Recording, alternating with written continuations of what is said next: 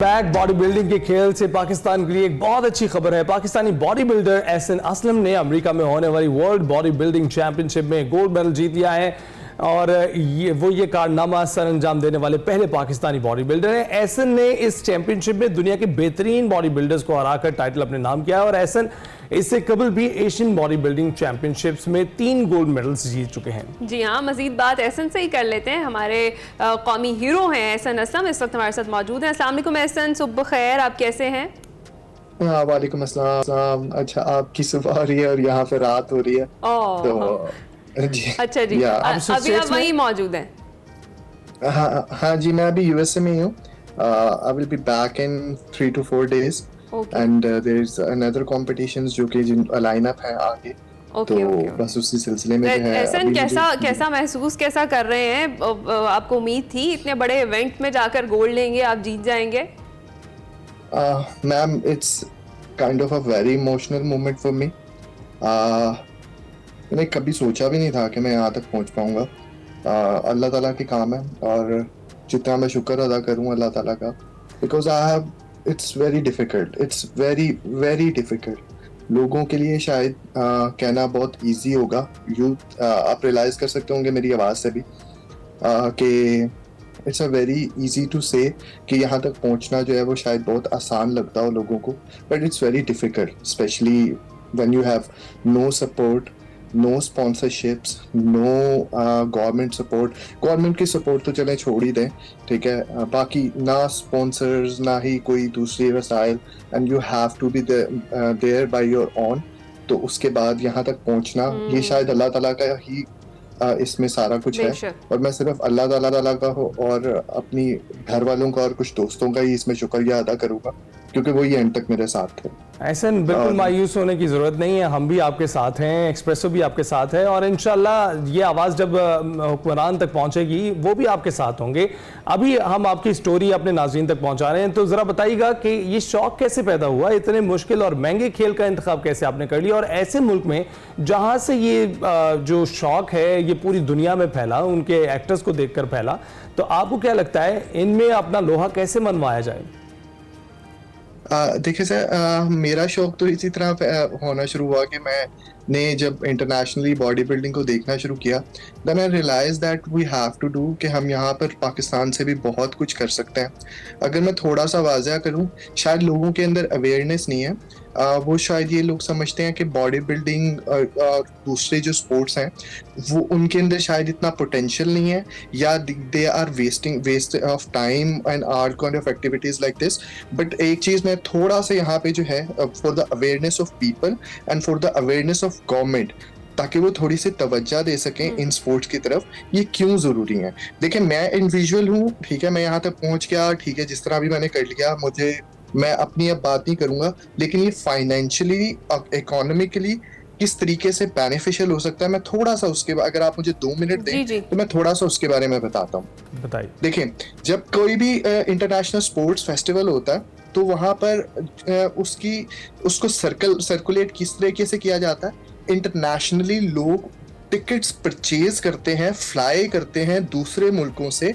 Athletes की बात नहीं कर रहा हूँ, बाकी लोग देखने के लिए ये शोज जो हैं वो दूसरे मुल्कों से आ रहे होते हैं, ठीक है। तो आप मुझे अब जैसे टूरिज्म है, ठीक है, लोग जब आपके मुल्क में आते हैं, टूरिज्म प्रमोट होता है, आपके ऑब्वियसली पैसे लगते हैं, होटल बुकिंग्स होती हैं, उसके बाद शो वो जहाँ पर रुकते हैं, ठीक है, उससे आपको पैसा जनरेट होता है। तो दीज काइंड ऑफ शोज जहाँ पर लोग जो है वो एक्सट्रीमली इतनी बड़ी तादाद के अंदर आते हैं शो देखने के लिए, ठीक है, इनकी लाइव स्ट्रीम तक जो है वो पेड होती है। यहाँ पर हमने सिर्फ एक चीज को बना लिया है कि जी हम सिर्फ और सिर्फ बुरा मत मानिएगा, मुझे क्रिकेट से कोई मसला नहीं है, ठीक है, मैं क्रिकेट को कुछ बुरा नहीं बोल रहा हूँ, लेकिन मैं सिर्फ ये बोल रहा हूँ कि क्रिकेट के साथ साथ, ठीक है, हमें दूसरे स्पोर्ट्स को भी देखना चाहिए। ये शिकवा हमारे दीगर एथलीट्स भी आते हैं, हमारे प्लेयर्स भी आते हैं, वो ये ज़रूर करते हैं कि क्रिकेट के अलावा भी स्पोर्ट्स को जो है ना वो इसी तरह की सपोर्ट गवर्नमेंट की होनी चाहिए। तो जिस तरह से आप बात कर रहे हैं, किसी किस्म की हुकूमती सपोर्ट तो आपके साथ नहीं थी, आप अपने खर्चे पर आपने पार्टिसिपेट किया इस इवेंट के अंदर, या कोई आपके जो स्पॉन्सर्स थे, प्राइवेट स्पॉन्सर्स थे, उनका साथ आपको हासिल था? Ma'am zero sponsorship. Even though यहाँ पर अगर मैं आपको वाज़ह करता फिरूं, अगर मैं यहाँ पर पाकिस्तान में अगर किसी को ये बात बोलता भी थे ना कि मैं इंटरनेशनली कंपटीशन खेलना चाहता हूँ, तो they are laughing at me, seriously they are laughing at me. They said that तुमने कंपटीशन खेलने हैं, तुम कंपटीशन खेलोगे। लाहौर खेला, लाहौर के बाद लोगों ने कहना शुरू कर दिया थी पंजाब से पाकिस्तान, पाकिस्तान से जब इंटरनेशनल एशियन चैंपियनशिप खेलना शुरू की, तो यहाँ तक मैं आपको बता दूं कि एशियन चैंपियनशिप के बाद भी लोगों के ये शिकवे थे कि शायद मेरी इसकी तो ना लड़के की ना किस्मत बड़ी अच्छी थी, ठीक है, तो ये यहाँ तक पहुंच गया, ठीक है। अब now this is the thing that I want to say to the people कि यहाँ तक पहुंचना किस्मत का काम नहीं होता। This is the dedication, this is the hard work. Without any sponsor I will be there. मैं यहाँ पे किसी भी स्पॉन्सर, किसी भी बंदे की सपोर्ट के बगैर यहाँ पर पहुंचा हूँ। I am basically working and 9 to 5 job, जहाँ मुझे अपनी फैमिली को भी सपोर्ट करना होता है। I am very dedicated towards my family, I love my family, और मेरी पहली प्रायोरिटी मेरी फैमिली ही है, ठीक है। And then I save money for my this activity to perform. Like मुझे अच्छा लगता है, देखें जब कोई इंटरनेशनली एथलीट इंटरनेशनली परफॉर्म कर रहा होता है, उसके पीछे ये नहीं लिखा होता कि उसका नाम एसएन है, वो फलाने सूबे से ताल्लुक रखता है, वो फलानी जगह से ताल्लुक रखता है, फलाने शहर से ताल्लुक रखता है। उसके साथ सिर्फ एक ही चीज जुड़ी होती है, वो किस नेशन से ताल्लुक रखता है, किस जगह से ताल्लुक रखता है। और मैं एज ए बीइंग पाकिस्तानी यहाँ पर सपोर्ट कर रहा हूँ, ठीक है। तो मैं सिर्फ लोगों को ये कहूंगा, बिल्कुल आप ठीक कह रहे हैं कि मेहनत भी और डेडिकेशन दोनों चीजें साथ साथ आपकी हुई हैं। तो कितने दिन आप जिम करते हैं? सॉरी, कितने घंटे एक दिन में, कितने घंटे आप जो है जिम करते हैं? सर इसकी ना डेडिकेटेड रूटीन होती है। सुबह कार्डियो, उसके बाद there is a lifestyle depend upon your diet, ठीक है। जिम सिर्फ 1 घंटा ही होती है, लेकिन ओवरऑल सारा दिन की एक्टिविटीज इंक्लूड होती हैं, because you have to take care of your diet plans and you are हर डिसिप्लिन से आपको चलना होता है। You don't eat anything wrong. तो अच्छा, स्पेसिफिकली डाइट के हवाले से जरा बताएं कि क्या जो बॉडी बिल्डिंग जब आप कर रहे होते हैं, इस प्रोसेस में आपकी डाइट स्पेसिफिक होती है, क्या क्या खाना होता है और क्या क्या नहीं खाना होता? मैम सिर्फ ये बताऊंगा, कुछ भी नहीं खाना होता, सिर्फ कुछ चीजें खानी होती हैं। नहीं, मैंने तो देखा है, मतलब दर्जनों अंडे खा जाते हैं लोग।